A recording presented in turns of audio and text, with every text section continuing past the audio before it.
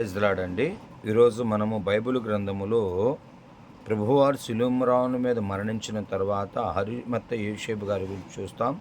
అది లేఖనము ప్రకారము యెషయా గ్రంథము 53వ అధ్యాయం 9వ వచనములో అతడు మరమైనప్పుడు భక్తిహీనులతో అతడికి సమాధి నియమింపబడెను, ధనవంతుని యొద్ద అతడు ఉంచబడెను. ఇక్కడ హరిమత్త యోసేపు గారు ప్రభువుని అడగటాన్ని గురించి ఈనాడు యెషయా ప్రవక్త 750 సంవత్సరాల క్రితమే రచించి ఉన్నాడు. ఇక్కడ హరిమత్త యోసేపు గారి గురించి కొద్ది నిమిషాలు ధ్యానం చేద్దాం. మొట్టమొదటిగా ఇతడు హరిమత్తయ్య అనగా ఉన్నతమైన లేక శ్రేష్టమైన వాడని, 2 యోసేపు అనగా అభివృద్ధి లేక ఫలించుట. ఈ హరిమత్త యోసేపు గారిలో ఉన్న శ్రేష్టమైన 7 లక్షణాలు క్లుప్తంగా మనం ధ్యానం చేద్దాం. మొట్టమొదటిగా మత్తయి సువార్త 27వ అధ్యాయం 57వ వచనంలో రాయబడిన మాట, హరిమత్త యోసేపు శిష్యుడంట. హల్లెలూయా. ఈరోజు క్రైస్తవులు అనిపించుకోవాలంటే మొట్టమొదటిగా ప్రభువు యొక్క శిష్యులుగా ఉండాలి. ఆనాటి కాలంలో ప్రభువును మొట్టమొదటిగా 70 మంది శిష్యులు వెంబడించారు. రొట్టెలు, ద్రాక్షారసము, అనేక సూచక్రియలు చేస్తున్న అనేక మంది ఆయన వెంబడించారు. ఎప్పుడైతే ఆయన పస్కా పండుగ ఆచరించడానికి వెళ్ళి, ఇదిగో నా శరీరం, ఇదిగో నా రక్తం, దీన్ని త్రాగమన్నప్పుడు 70 మందిలో 58 మంది వెళ్ళిపోయారు. మిగిలిన 12 మందిలో కూడా యోధా ఇస్కరియోతు వెళ్ళిపోగా మిగిలినది 11 మంది మాత్రమే. అప్పుడు ప్రభువారు అంటారు, పేతురు నీవు కూడా వెళ్ళిపోతావు అంటే, పేతురు గారు అంటారు, అయ్యా నిత్య జీవజల ఓటలు కలిగిన నిన్ను విడిచి మేము ఎక్కడికి వెళతామంటాడు. ప్రియ స్నేహితుడా, ఈరోజు క్రీస్తు శిష్యుడిగా నువ్వు ఉండాలంటే 2 శ్రేష్టమైన లక్షణాలు నీకు ఉండాలి. ఒకటి, వాక్యమందు నిలిచి ఉండాలి. ఈరోజు నిజముగా వాక్యాన్ని ప్రేమిస్తూ ఉంటే గాజాకు మార్గాన్ని వెళుతున్న నపంసకుడు ఎప్పుడైతే దేవుని ధర్మశాస్త్ర గ్రంథం చదువుతూ ఉంటాడు, అర్థం కాకపోతే దేవుడు చూస్తాడు. ఈరోజు నువ్వు ధర్మశాస్త్ర గ్రంథాన్ని రోజుకు ఒక్కసారైనా తీయగలిగితే తప్పక ప్రభుని చూస్తాడు. లోకంలో ఎవరో చూడాలని స్టేటస్లోను, వాట్సాప్లోను, ఫేస్బుక్లోను ఏమేమి పెడుతూ ఉంటాం. దేవుడు చూడాలని ఒక్క నిమిషం ఉన్న బైబిల్ తీస్తున్నావా? నువ్వు తీయగలిగితే దేవుడు తప్పక చూస్తాడు. నా పంసకుడు ఎప్పుడైతే దేవుని జీవవాక్య లేఖనాలు చదువుతూ ఉంటాడో అప్పుడే ప్రభువు చూచి పిలుపుతాడు, పిలుపు గాజాకు మార్గాన్ని వెళుతున్న నపుంసకుని దర్శించమని. కానీ ఆ క్షణం ముందు దర్శించగా నపుంసకుడు ఆ రోజు ప్రభు యొక్క శిష్యుడిగా మార్చబడతాడు. ఈరోజు నీవు నేను కూడా, మనమందరం కూడా ఎప్పుడైతే దేవుని లేఖనాలు చదువుతామో దేవుని శిష్యులుగా మార్చబడతాం. అందుకే కీర్తనకారుడు దావీదు గారు అంటారు, యెహోవా ధర్మశాస్త్రం ఆనందించుచు దివారాత్రులు ధ్యానించు నరుడు ధన్యుడు. రెండవదిగా యోహాను సువార్త 13:35 ఉంది, ఒక్కరి ఎడల ఒకరి ప్రేమ కలిగి ఉంటారు. నిన్ను వలె నీ పొరుగు వారిని నువ్వు ప్రేమించగలిగితే తప్పక దేవుడు తన శిష్యుడిగా నేను చేసుకుంటాడు. ప్రభు అద్వితీయ కుమారుడు ఆయన ఈ లోకానికి వచ్చి మనందరూ ప్రేమించాడు కదా. కుష్టి వ్యాధి గెలివారు ప్రభు దగ్గర, ప్రభువా నీకు ఇష్టమైతే మనం శుద్ధులుగా చేయమన్నప్పుడు వారి మీద చేతుల నుంచి ప్రార్థన చేయలేదా? 38 సంవత్సరాల నుంచి బెతస్తా కోనేరుతో ఓచ కాళ్ళు చేతులు గెలినవాడు దుర్గంధముతో ఎంతో వాసన వస్తున్న ఆయన్ని ముట్టి స్వస్థపరచలేదా? పక్షవాయు గెలవాడిని ముట్టి స్వస్థపరచలేదా? ఈరోజు తనువలే తన పొరుగువారిని ప్రేమించాడు గనకే దొంగ కేక వేసి అంత బాధలో ఉన్న ప్రభువు చూడలేదా? ఈరోజు క్రీస్తు శిష్యుడిగా నీవు అనిపించుకోవాలంటే నీలో ఉండవలసింది యేసు యొక్క ప్రేమ. ఒకటి, వాక్యము. 2, నిన్ను వలని పొరుగువారిని ప్రేమించే అనుభవం. రెండవదిగా హరిమత్త యోసేపులో 2 శ్రేష్టమైన లక్షణం లోకాసు వార్త 23వ అధ్యాయం 51వ వచనంలో ఉన్నది, అతడు యూదుడంట. యూదులు బహునిష్ఠాగరిష్ఠులు. ప్రియులారా, యూదా వంశంలో జన్మించిన హరిమత్త యోసేపు ప్రభువే నిజమైన దేవుడిని గుర్తెరిగాడు. హల్లెలూయా. యేసుని ఎరిగి ఉండుటే నిత్య అపోస్తలుడైన పౌలు గారు అంటారు, ఈరోజు క్రీస్తుని ఎరిగి ఉన్నాడు కనుక నిత్య జీవానికి హరిమత్త యోసేపు అలనాడు ఐగుప్తు దేశంలో యెహోవా ఎరగనన్న ఫరో చేత యెహోవా దేవుడు అనిపించాడు. ఆనాడు సమరయ స్త్రీ, ప్రభువా మేము ఎదురు చూస్తున్న మెస్సవి నీవే అంటే నేనే అన్నప్పుడు ఆ క్షణమంది ఆమె తన వారందరినీ ఆయన చెంతకు తీసుకువచ్చింది. ఈరోజు ప్రభువు నువ్వు యూదుడైన హరిమత్త యోసేపు ఎప్పుడైతే ప్రభువును కనుగొన్నాడో అంతరంగ శిష్యుడిగా ఉన్నాడు. ఆనాటి యూదులు, శాస్త్రులు, పరిశుద్ధులు, సద్దుకాయలు ఎన్నో రకాలుగా హింసించారు, అవమానపరిచారు, గేలి చేశారు. పాపాత్ములను తీసుకొచ్చి ఏమని రక్షించమన్నారు. కైసరుకు సుంకం కట్టమని అడిగారు. ధర్మశాస్త్రం కొట్టివేయడానికి వచ్చి అనేక రకాలను శోధించారు. కానీ యూదుడైన హరిమత్త యోసేపు ప్రభువు నిజమైన దేవుని కుమారుని నమ్మాడు గనక అనుసరించాడు. అన్నాడు మొర్దెకై హామానుకు నమస్కరించలేదని యూదుడైన మొర్దెకైని చంపుట 1 నిమిషం పని అని చెప్పి యూదులందరం చంపాలని రాజుని శాసనం రాయించాడు. కానీ మొర్దెకై పక్షాన దేవుడు నువ్వు ఉరి తీద్దామన్న కూడా చేత ఊరేగించాడు. ఉరికొయ్యని సిద్ధపరిచిన వాడిని ఉరికొయ్యి తీయించాడు పిల్లారా.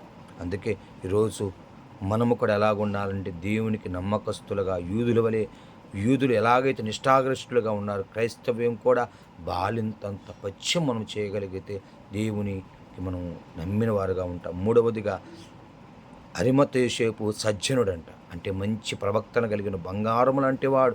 ఇదిగో దేవుడు నిన్ను చూచినప్పుడు నీలో ఏ లోపం కనబడడానికి వెళ్ళలేదు. అరిమతయి యోసేపు సజ్జనుడని ప్రభువు రాయించాడు. నతానియేలు ఇతని నిజముగా ఇతని హృదయం ఏమీ లేదన్న నతానియేలుని చూచి దానియేలు నేను ఆ దేవుని దృష్టి నిర్దోషిగా కనబడ్డాడు, తన దూతను పంపించి నన్ను విడిపించానంటున్నాడు. అరిమతయి యోసేపు కూడా సజ్జనుడు, నీతిమంతుడు, యథార్థవంతుడు కనుక మంచి ప్రవక్తన కలిగిన వాడు కనుక దేవుని చేత ఆస్వాదించబడ్డాడు. దేవుని జీవగ్రంథం పేరు లిఖించబడి ఉన్నది పిల్లారా. నాలుగవదిగా అరిమతయి యోసేపు నీతిమంతులు ఖర్జూర వృక్షం వలె మువ్వవీదురు. అరిమతయి యోసేపు ఎప్పుడైతే ఇక్కడ రాయబడిన మాట, అరిమతయి యోసేపు నీతిమంతుడంట. నీతి మనకు ఎలా కలుగుతుంది? ఈశ్వరం నీతిమంతుడు లేడు, ఒక్కడు లేడు, దేవుని వెతుకువాడు ఎవరూ లేరు అంటున్నాడు.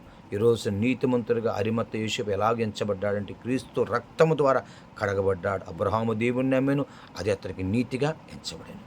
ఈరోజు దేవుని నమ్మితే మనం నీతులుగా మంత్రులుగా మార్చబడతాం. యేసు రక్తము ద్వారా మనం నీతిమంతులుగా మార్చబడతాం. శంకరి పరిశుద్ధుడు దేవాలయానికి వచ్చినప్పుడు పరిశుద్ధుడు డాంబికమైన ప్రార్థన చేశాడు. శంకరి విరిగి నలిగిన హృదయంతో ప్రార్థన చేయగా అప్పుడు అతని కంటే పరిశుద్ధుని కంటే శంకరి నీతిమంతుడుగా ఎంచబడ్డాడు. ప్రియ సహోదరుడా, నిన్ను నువ్వుగా దేవుని సంది ఎప్పుడైతే పరిచయం చేసుకుంటావు తప్పక దేవుడు నిన్ను కూడా నీతిమంతుడిగా ఎంచుతాడు.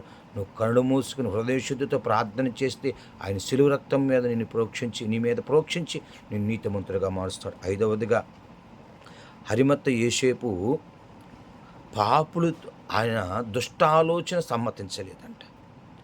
అరిమతయి యోసేపు గారు అక్కడ సన్హెడ్రిన్ సభలో 70 మంది సభ్యులు, ఆయన కూడా ఒక సభ్యుడు, ఆయన దుష్టాలోచన సమ్మతించారు. అరిమతయి యోసేపు గారు అక్కడ 69 మంది ఆయన చంపాలని తీర్మానం చేస్తే 70 వాడైన అరిమతయి యోసేపు గారు చంపడానికి వీళ్ళు అతనిలో ఏ లోపము లేదని నిలబడి సాక్ష్యము చెప్పి ఆ సన్హెడ్రిన్ సభలో ఉరి నుండి తప్పించాడు. అరిమతయి యోసేపు సహోదరుడా, దేవుని ఎడల రోషము కలిగి ఉన్నాడు. దుష్టాలోచనలో చేరక ఆలోచనని పడగొట్టాడు. పిల్లల ఈరోజు దుష్టాలోచన చేయవారు ఎంతమంది ఉన్నా ఒక మంచి ఆలోచన చెప్పువాడుంటే నీ కుటుంబం క్షేమగా ఉండదా? నీ కుటుంబం ఆశీర్వదించబడదా? ఎప్పుడైతే నయమాను యోర్దాను నదులు మునగమంటూ కోపము చెల్లిపోతూ ఉంటే పక్కనున్న సైనికుడు నయమాను అతను ఏమైనా ఏలీషా గారు ఒక గొప్ప కార్యం చేయమంటే చేయవా, దానికంటే ఇది మంచిది కాదని ఒక చిన్న ఆలోచన నయమాను స్వస్థపరచలేదా? ఇదిగో ఎప్పుడైతే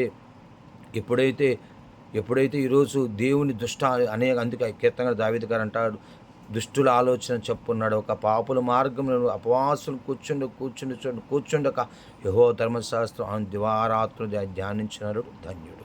సామెతలు 12:4 ఉంది, దురాలోచన గలవాడు నేరస్తుడంట. ఈరోజు దురాలోచన చేయకూడదు పిల్లారా. అందుకే ఎప్పుడైతే అలనాడు యెజెబెలు నాబోతు ద్రాక్షతోట కొరకు అహాబు ఆశపడితే మంచి ఆలోచన చెప్పవలసిన యెజెబెలు దుష్టాలోచన చేసింది కనుక భర్త బాణం చేత కొట్టబడి చనిపోయాడు. ఆమె పైనుండి పడద్రోయబడి గుర్రముల చేత త్రొక్కివేసి ఆ మాంసమును ఆకాశ పక్షులు ఎత్తుకుపోయినవి. ఈరోజు మరి నీ ఆలోచన క్షేమంగా ఉన్నదా?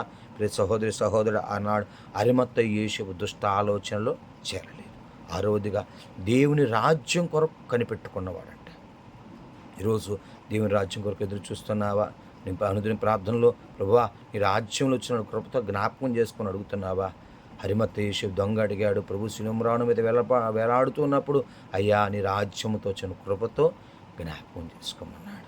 భక్త సిమియోను గారు ఆయన చూచి వరకు మరణం పొందడన్న భక్త సిమియోను గారు అంటున్న నాథా పరిశుద్ధుడమైన దేవా, అయ్యా సమాధానం నీ దాసుని నన్ను పోంచిన అన్ని జనులకు వెలుగుగా అన్ని ప్రజల విజయవాడికి మహిమగా సకల ప్రజలతో సిద్ధపరిచిన రక్షణ కన్నులారా చూశానండి. అబ్రహాము గారు అంటున్నాడు, ఇదిగో అయ్యా పునాదులు కలిగిన పట్టణం వరకు నేను ఎదురు చూస్తున్నాను అంటున్నాడు. పిల్లారా ఆమోసు ప్రగ్రంథం రాయబడి మన కొరకు మేడగదులు కట్టాడంటాడు ఆమోసు ప్రవక్త.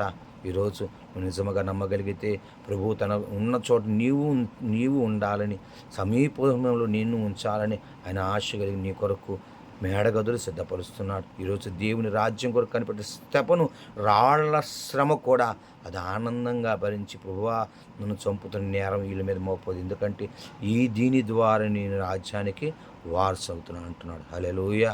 ఈరోజు ఆరవదిగా దేవుని రాజ్యం కనిపెట్టాడు. 7వదిగా మార్కు సువార్త 15:43 ఉన్నది, తెగింపు కలిగిన వాడు, ధైర్యం చేసిన వాడు. శిష్యులు రాలేదు, వెంబడించిన వారు రాలేదు, స్వస్థపడ్డవారు బ్రతికించబడ్డ ఎవ్వరూ రాలేదు, కానీ ప్రభు దేహం కొరకు అరిమత్తయి యోసేపు గారు ఒక్కడు మాత్రమే తెగించాడు. ఈరోజు ప్రభు సేవ కొరకు తెగింపు ఉన్నదా? ప్రభు పరిచర్య కొరకు తెగింపు ఉన్నదా?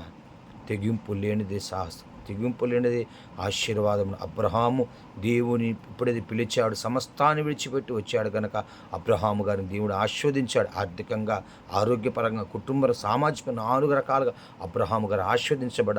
ఈరోజు యేసు కొరకు నువ్వు త్యాగం చేయగలిగితే, తెగించగలిగితే, అబ్రహామా నీకు లేక ఏకైక కుమారుడైన ఇస్సాకును బలిగా ఇవ్వడమంటే సంతోషంగా ఇస్తానన్నాడు. పిల్లారా, ఐగుప్తు ధనం కంటే క్రీస్తు విషయం నింద గొప్ప భాగ్యమని ఎంచుకున్నా యోసేపు గారు దేవుని అతను నమ్మకస్తుడిగా మార్చబడలేదా? దానియేలు రాజుకు నమస్కారం చేయటం కంటే సింహాల భూములు పడుటే మంచిని తెగింపు వలన రాజు చేత హెచ్చింపబడలేదా? ఈరోజు నీవు అన్నాడు, ఇస్తే తన వారి ప్రాణాలు కాపాడు కొరకు రాజు ఎదురుకు రాజాజ్ఞ లేకపోయిన వెళితే చంపివేయబడతారన్న ఆజ్ఞ ఉన్న కూడా తెగించి వెళ్ళలేదా? ఆకుల ప్రసుకల పౌలు గారి కొరకు తెగించలేదా? మరి ఈరోజు నువ్వు తెగింపు కలిగి ఉన్నావా? తెగింపు జీవితం కలిగి ఉంటే, అలనాడు అరిమత్తయి యేసు తెగించాడు గనక ఆ రోజు ప్రభువుని ఆ శిలువరావుని మంచి దించి చక్కటి నారవస్త్రాలు పెట్టాడు. మరొక ఆయన ఉన్నాడు, రహస్య విశ్వాసి నికోదేము, ఆయన కూడా సేరున్నర ఎత్తు కలిగిన సుగంధ ద్రవ్యాన్ని తీసుకొచ్చి ఆయనకు పోశాడు. యోహాను సువార్త 19:38 ఉన్నది. ప్రియుడా, ఈరోజు చూస్తున్నావా? ఈ ప్రభువుని వెంబడించిన వారందరూ విడిచిపెట్టారు, కానీ బాహిరంగంగా వెంబడించిన వారందరూ విడిచిపెట్టారు, కానీ ఆంతరంగిక విశ్వాసిగా నీవు ఉన్నావా? ఆంతరంగిక క్రైస్తవుడుగా నీవు ఉన్నావా? క్రీస్తు కొరకు సాహస కార్యాలు తగిన సమయంలో చేయగలిగితే అరిమత్తయి యోసేపు వలె, నికోదేము వలె హెచ్చించబడతావు. దేవుడు సమృద్ధిగా ఆ అరిమత్తయి యోసేపు ఏ లక్షణాలతో కలిగి ఉన్నాడు, ఈరోజు నువ్వు అట్టి లక్షణాలు కలిగి ఉంటే తప్పక ప్రభుని దీవిస్తూ పట్టి కృపా భాగ్యం ప్రభు మనందరికీ దయచేయను గాక. మహాపరిశుద్ధుడా, దయగలిగిన తండ్రి, అయ్యా ఈ వాక్య వర్తమానం ద్వారా అరిమత్తయి యోసేపు ఎలాగైతే రహస్య విశ్వాసగా, రహస్య శిష్యుడిగా నికోదేము ఎలాగైతే ఉన్నారో, ఈరోజు మేము అట్టి విశ్వాసయుతులు బలపడి స్థిరపడి నీళ్ళు ఎదిగి ఫలించుడు మీ సహాయం దయచేయండి. వారి పేర్లు ఎలాగైతే జీవగ్రంథంలో రాయబడి నువ్వు తండ్రి, మా పేర్లు కూడా జీవగ్రంథం మీద రాయబట్టు మీ సహాయం దయచేసి ఇంకా అనేక మందికి వాక్యవర్తం చేరులాగా మీ సహాయం దయచేయమని యేసయ్య పరిణాముడు వేడుకొంచున్నాం తండ్రి. ఆమేన్.